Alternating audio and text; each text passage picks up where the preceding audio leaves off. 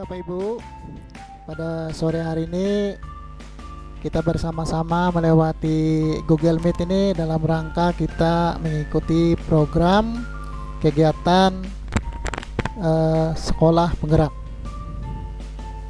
Anda minta izin dulu Pak Irgin mau masuk. Ya, ini ada Pak Irgin mau masuk nih kayaknya. Nah, ya Pak Irgin, terima kasih Pak bisa bergabung. Ya, terima kasih bisa bergabung Bapak Pak Irgin. Ya, terima kasih Bapak Ibu. Sore ini kita sama-sama belajar terkait nanti untuk memenuhi tugas terkait dengan program sekolah penggerak. Mungkin Bapak Ibu, sebelum kita memulai kegiatan pada sore ini, mari kita berdoa menurut agama dan kepercayaan kita masing-masing agar nanti kegiatan kita pada sore ini dapat berjalan dengan tertib, aman dan lancar. Kita berdoa masing-masing Bapak Ibu. Berdoa mulai. Ya, berdoa selesai Bapak Ibu. Oke Bapak Ibu. Ini yang mau kami sampaikan tadi terkait dengan penyusunan modul ajar. Ini modul ajar terkait yang nanti akan kami sampaikan dalam in-house training. Ini menyusun modul ajar Bapak, kami teruskan aja Pak ya. Iya Pak. Ya. Ini pertama tujuannya apa ya? Tujuannya rencana ini meningkatkan profesional guru dalam memberikan pelayanan pendidikan mengarah kepada profil Pancasila. Ini tujuan yang pertama dalam kegiatan IHT itu dalam menyusun modul tadi. Yang kedua, meningkatkan kompetensi guru dalam membuat profil ajar yang ada dimensi profil Pancasila. Nah, jadi ini tujuannya, ada dua tujuan dalam kegiatan in-house training tersebut. Kemudian ini outputnya dalam kegiatan itu nanti, dalam kegiatan IHT itu dapat memperoleh hasil dalam proses pembelajaran. Guru bisa nanti memberikan materi pembelajaran dengan mengaitkan profil pembelajaran Pancasila. Artinya setelah mengikuti IHT itu diharapkan proses pembelajaran guru itu dapat nanti dalam mengajar itu mengaitkan profil Pancasila. Yang kedua, guru dapat membuat modul ajar. Modul ajar ini nanti yang ada dimensi profil Pancasilanya. Jadi nanti mereka mengetahui konsep modul ajar dan juga komponen-komponen daripada modul ajar tersebut yang ada dimensi profil Pancasila. Kemudian ini langkah-langkah yang kami persiapkan dalam IHT itu. Yang pertama itu persiapan, pelaksanaan, kemudian monitoring dan evaluasi, refleksi, kemudian nanti ada memperoleh hasil dari kegiatan IHT tersebut terkait dengan penyusunan modul ajar dalam kegiatan in-house training. Nah, kemudian ini pesertanya cukup tidak terlalu banyak, hanya 9 orang, terdiri dari 6 orang guru kelas, 2 orang guru bidang studi dan 1 orang operator sekolah. Jadi jumlahnya 9 orang yang nanti akan mengikuti kegiatan in-house training ini mungkin dalam satu sekolah. Nah, ini langkah-langkahnya persiapan. Jadi persiapan ini mungkin 10 menit yang dipersiapkan dalam in-house training ini. Yang pertama, kita mensosialisasikan kepada peserta dalam kegiatan IHT itu menyusun modul ajar dan membuat jadwal panitia kegiatan. Jadi nanti outputnya ada jadwal dan panitia kegiatan menyusun modul ajar. Jadi ada jadwalnya. Kemudian langkah-langkahnya mensosialisasikan modul ajar, kemudian mengundang, kemudian menyusun IHT. Dalam hal ini pengawas itu bertindak sebagai narasumber nantinya, kemudian membimbing guru dalam meningkatkan modul ajar dan merefleksikan hasil pelaksanaan IHT. Jadi ada merefleksi. Nah, kemudian pelaksanaan. Jadi dalam pelaksanaan ini nanti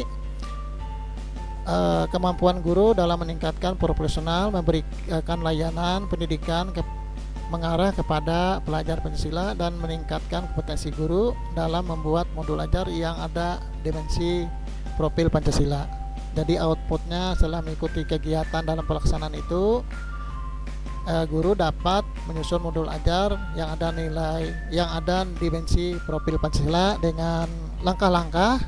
Nah, langkah-langkahnya yang pertama itu pembukaan, yang kedua ini penjelasan tentang profil Pancasila. Jadi penjelasan itu terkait dengan profil Pancasila itu memiliki profil ada 6 dimensi. Nah, dimensinya ada 6 dimensi, itu nanti dijelaskan pada kegiatan IHT. Kemudian penjelasan tentang modul ajar. Jadi penjelasan tentang modul ajar itu mulai konsepnya, kemudian komponennya, juga materi modul ajar. Kemudian yang ketiga penjelasan kerangka. Nah, dalam kerangka itu nanti akan dijelaskan terkait informasi umum, informasi kompetensi inti, dan daftar lampiran. Nah, tentunya di dalam informasi umum itu ada seperti identitas yang membuat modul, kemudian ada nilai-nilai profil Pancasilanya dalam kegiatan informasi umum. Kemudian kegiatan inti itu ada tujuan pembelajaran. Nah, tujuan pembelajaran ini nanti paling tidak ada 3 aspek yang harus dimasukkan. Di sana ada kompetensinya, ada kontennya, ada variasinya. Jadi dalam menyusun tujuan pembelajaran itu harus ada 3 macam itu yang termasuk. Kemudian bahan, laptop, printer, spidol, kertas, gawai, dan LCD. Seterusnya Bapak Ibu, setelah kegiatan itu dilaksanakan, diberikan sudah penjelasan agar guru-guru itu bisa memahami, langsung kita masuk praktek. Nah, dalam praktek itu monitoring dan evaluasi. Tentunya setelah praktek itu dari 9 guru itu dapat memahami dan nantinya bisa menyusun modul ajar yang ada dimensi Pancasila dan nanti bisa menerapkan dalam proses pembelajaran. Jadi nanti bagi guru itu pada waktu kegiatan IHT itu kita dampingi dan juga kita evaluasi dalam penyusunan modul ajar itu. Jadi kita lihat berapa yang masih belum, berapa yang sudah memahami. Itu kita evaluasi dan kita monitoring. Nah, kemudian nanti kita masuk ke refleksi. Setelah kita monitoring dan evaluasi, tentunya kita akan merefleksi dari kegiatan itu tadi. Dari kegiatan kita refleksi, nanti kita dapat mengetahui kemampuan guru dalam menyusun modul ajar yang ada dimensi profil Pancasilanya. Jadi kita nanti merefleksi, mengarahkan kepada guru yang masih belum mampu, kemudian memotivasi agar guru tersebut tetap nanti bisa menyusun modul ajar tersebut. Bahannya mungkin laptop, printer, kemudian spidol, kertas, gawai, dan LCD. Kemudian yang terakhir Bapak Ibu, hasil. Nah, dari hasil ini ada kesimpulan. Tentunya kesimpulan itu tujuannya adalah pelaksanaan unsur modul ajar itu dimensi profil Pancasila mendapatkan hasil. Ada yang mampu, ada yang kurang mampu. Nah, ya, jadi yang kurang mampu bisa belajar dengan teman sebaya. Kemudian yang tidak mampu ini nanti bisa ditindaklanjuti terkait dengan misalnya ada hal-hal yang masih kurang dipahami dalam menyusun modul ajar. Nah, itu Bapak Ibu langkah-langkah untuk nanti kalau diadakannya kegiatan in-house training terkait dengan penyusunan modul ajar. Nah, itu saja Bapak Ibu ya. Nah, nanti Bapak Ibu kami persilahkan nanti kalau ada yang ingin menanggapi dari Bapak Ibu terkait dengan nantinya kami ingin melaksanakan kegiatan IHT dalam penyusunan modul ajar tersebut. Kami persilahkan Bapak Ibu kalau ada masukan, ada tanggapan terkait dengan kegiatan yang mau kami rencanakan dalam in-house training dalam menyusun modul ajar. Ya, kami persilahkan mungkin dari Pak Fitri. Ya, kalau ada masukan Pak, kalau ada masukan, ini kegiatannya kita akan melaksanakan pelatihan maksudnya Pak.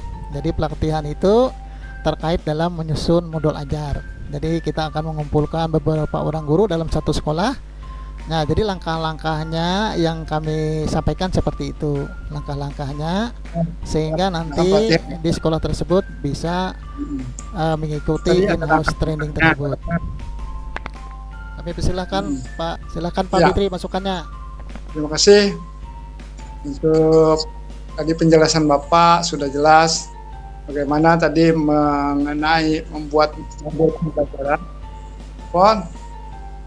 modul pembelajaran dan langkah-langkah yang Bapak jelaskan tadi, sehingga kami dapat sedikit memahami bagaimana langkah-langkah itu berjalan dengan baik, harus dikomunikasikan antara guru atau teman sejawat, yang mana langkah-langkah itu mungkin kita rencanakan terlebih dahulu sehingga dapat mencapai tujuan yang ingin kita capai. Saya rasa hanya itu tanggapan saya, lebih kurang saya mohon maaf. Terima kasih. Ya, terima kasih dari Pak Fitriansa, betul Pak. Apa yang Bapak masukkan, terima kasih masukannya Pak ya. Betul kata Pak Fitriansa. Jadi sebelum melaksanakan kegiatan IHT itu, silakan Bu Ani. Ya, sebelum melaksanakan kegiatan in-house training itu, sebaiknya kita mengadakan rapat sekolah.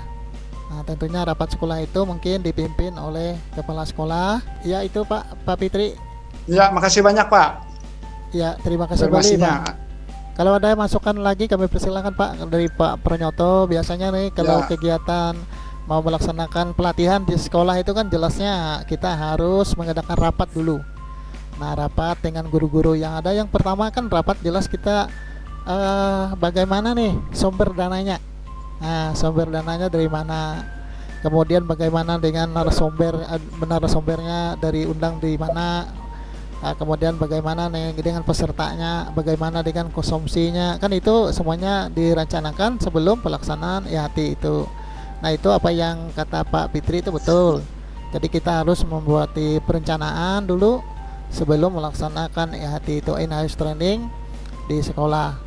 Nah, tapi kalau misalnya pesertanya hanya beberapa orang aja Pak, tidak jadi masalah, kecuali yang banyak pesertanya melibatkan dari sekolah-sekolah lain. Tentunya harus perencanaan yang cukup matang. Kami persilahkan Pak Elgin kalau ada masukan Pak terkait dengan kegiatan pelatihan Pak.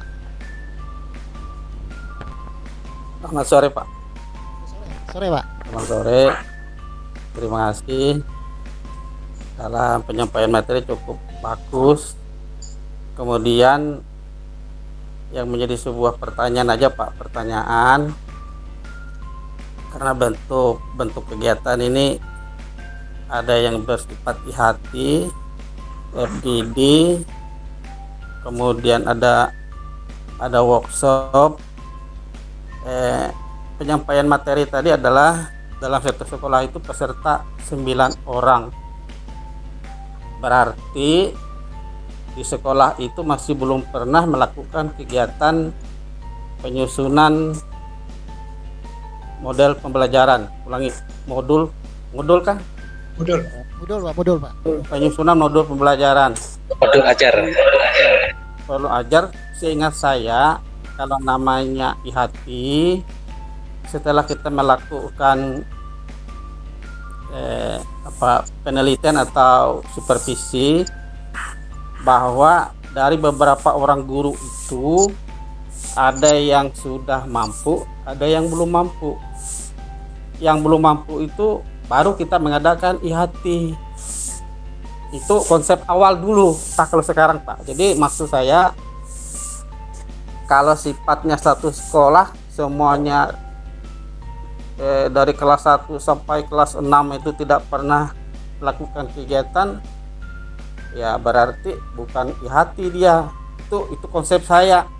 Seolah dia adalah fokus grup diskusi, FGD. Karena kalau IHT itu setelah kita melakukan penilaian evaluasi dari supervisi kita untuk melihat penyusunan modul ajar, ada yang sudah bisa, ada yang belum bisa. Yang belum bisa itu yang kita harus IHT.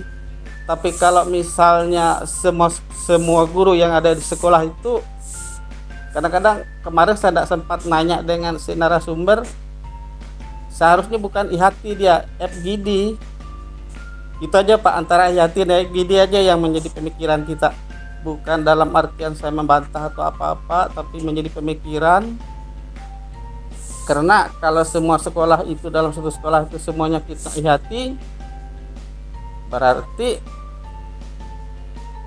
sudah kita evaluasi, satu pun di antara mereka itu tidak bisa melakukan kegiatan menyusun modul ajar. Tapi kalau misalnya kita melakukan IHT, berarti ada yang sudah mengerti. Itu aja maksud saya Pak. Jadi menjadi renungan kita di dalam membuat namanya kegiatan ini, kegiatan anggaplah KKG ini yang berbentuk IHT, FGD dan workshop. Itu aja Pak. Ini saya hanya sekedar menyampaikan informasi saja, karena sempian kurang lebih 5 tahun lagi baru selesai. Saya 3 bulan selesai Pak. Terima kasih. Begin, Ya, terima kasih dari Pak jempol Elgin pakai tadi. sampai. Ya, terima kasih Pak untuk Pak Elgin. Semangat Pak Elgin. Ya, apa yang dikatakan Pak Elgin itu sudah masuk Bu ya. Bapak mengatakan bahwa kegiatan in-house training itu sebelumnya sudah diadakan kegiatan-kegiatan di sekolah tersebut. Jadi sekolah tersebut sudah mengadakan kegiatan-kegiatan pelatihan, namun dari beberapa kegiatan pelatihan itu ada beberapa guru yang masih belum bisa atau masih kurang dalam menyusun modul ajar. Jadi oleh karena pesertanya Pak tadi kami gambarkan hanya 9 orang. Jadi 9 orang. Jadi yang kami gambarkan 9 orang. Ini sebagai apa namanya bahasa kita Pak, rencana Pak, atau rancangan aja Pak. Jadi rancangan. Jadi nanti kalau mungkin kenyataannya nanti biasanya kalau kegiatan itu kita laksanakan dari beberapa sekolah di dalam suatu kelompok guru, kelompok guru KKG gitu Pak. Kelompok guru. Jadi dalam kelompok itu ada beberapa sekolah yang mengikuti. Nah, mungkin maksud Pak Elgin itu bagus sekali, nanti bisa kita laksanakan. Jadi dari kelompok KKG tadi, mana yang masih belum mampu, itu nanti yang akan dilaksanakan kegiatan IHT di sekolahnya. Nah, mungkin itu maksud Pak. Terima kasih Pak atas masukannya. Terima kasih Pak atas masukannya. Mungkin ada lagi Bapak Ibu yang mau menambahkan? Sebelum kita tutup Bapak Ibu, kalau Pak Fitri sudah, Pak Elgin sudah, Pak Pranyoto, kalau Ibu Yuri kalau ada masukan, kalau tidak ada, Cukup Pak, sudah cukup. ya, ya terima kasih Bapak Ibu. Kalau tidak ada masukan lagi, terima kasih sudah mengikuti kegiatan pada sore hari yang menyita waktu Bapak Ibu. Semestinya kegiatan itu sudah dilaksanakan pagi tadi. Namun karena ada beberapa teknis yang kurang, jadi kegiatan itu bisa tertunda. Terima kasih Bapak Ibu atas perhatiannya. Kami akhiri dengan ucapan Assalamualaikum warahmatullahi wabarakatuh. Waalaikumsalam warahmatullahi wabarakatuh. Warahmatullahi wabarakatuh.